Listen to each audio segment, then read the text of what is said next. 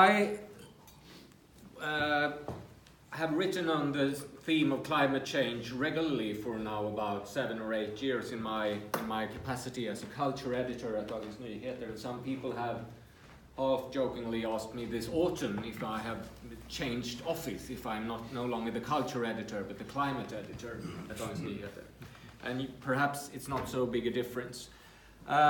Something happened with me this summer, as with many people here in Sweden, after this summer of extreme heat, of drought and wildfires. I happen to know that there's supposed to be a table, the birch table. Which one is the birch table? You guys are the birch table. Because what happened to me was a birch. I came across a birch this summer in the Stockholm market, Pelle, a tree that has been there for all my entire life, for almost 50 years. And in the height of Swedish summer, a birch, as you all know, is supposed to be green, lush, and a symbol of everything that is beautiful in life. But this summer that was not the case. This birch was virtually dead, and the ground around the birch was covered with grey and burnt leaves. So this was what happened.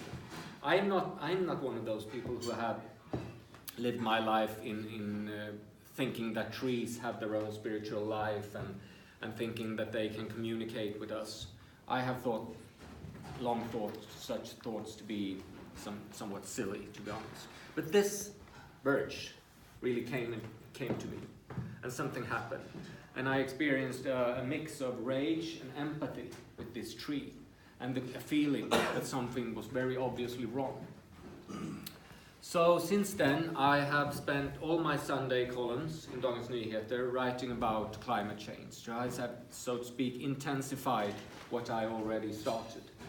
And the response from the readers confirmed my thought that something happened collectively with us here in Sweden this summer. That the issue of climate change, as it has for you in the Arctic, turned from something of an abstraction that is going to happen in the future to something that is to be felt here right now, and that is basically changing our lives and the conception of life that we have here in Sweden. To go deep into the issue of climate change is to get something like a splinter in the eye. You come to perceive the world in a different way. And things that have been normal to you and that you have taken for granted no longer are so. In my case, for instance, the issue of skiing, something that I love that I taught my kids to be able to ski in winter in Sweden, to go up into the fjällen here in Sweden, to do that. And we have taken this for granted. No matter what happens in the world, no matter what political ideologies that happen to be in charge, we can always go skiing. Now, since climate change have become a reality, we know that that's no longer the case. So, in that way, climate change for me, and I think for many of us, have turned from a political issue and a somewhat abstract problem to an existential threat.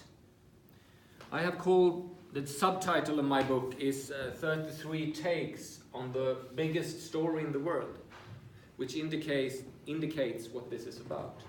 This is the only news story that has both the capacity to change and to destroy our entire civilization.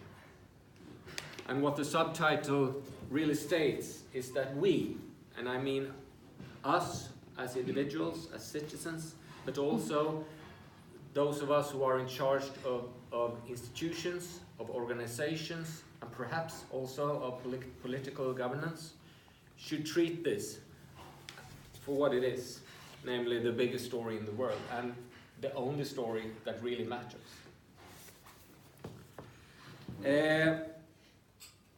So how shall we treat this? Some people say that we speak too much of the apocalyptic perspectives, that the perspectives are too bleak, that we should give people hope. And I agree, there must be hope. But hope is not something to be looked for. Hope is what happens when you do things, when you act. There you have hope.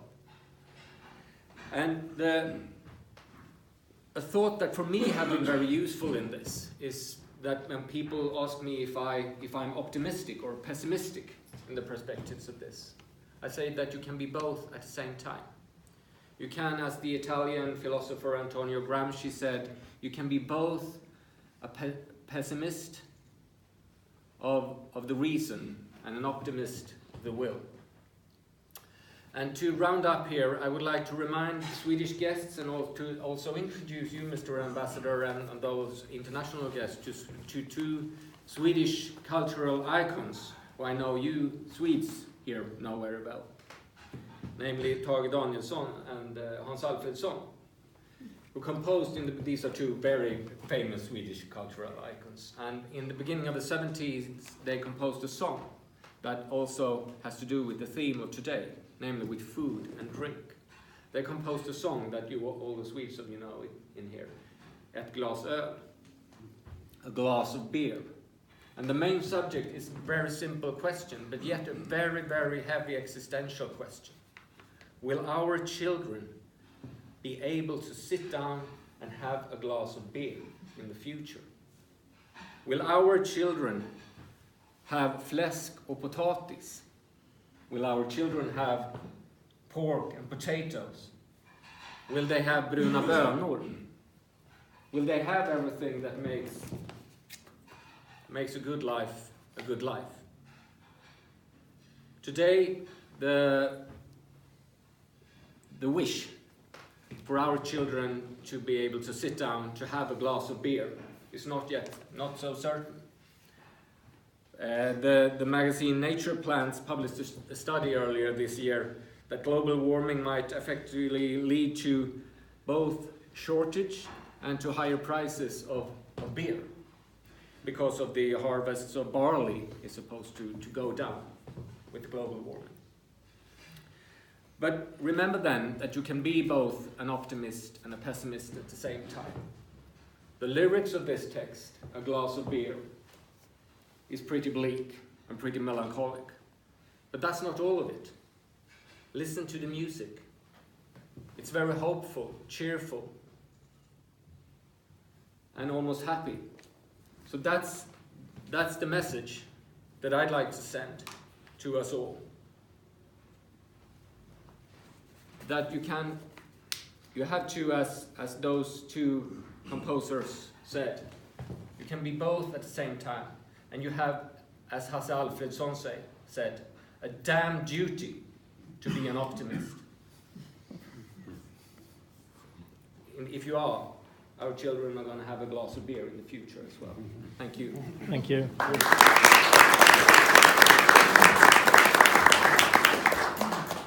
I present my book to you as well, of course. Thank you very much. Thank you.